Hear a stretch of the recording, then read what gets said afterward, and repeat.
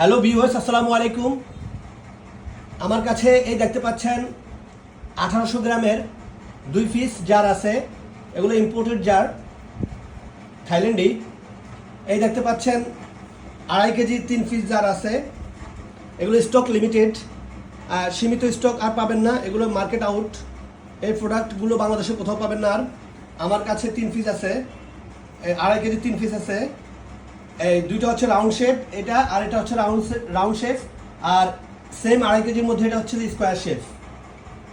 আপনাদের লাগলে স্টক শেষ হয়ে যাওয়ার আগে দ্রুত ইনবক্স করুন। আর এই 1800 গ্রামের 2 পিস আছে। এগুলো এয়ার টাইট লিড, এই যে গ্লাস লিড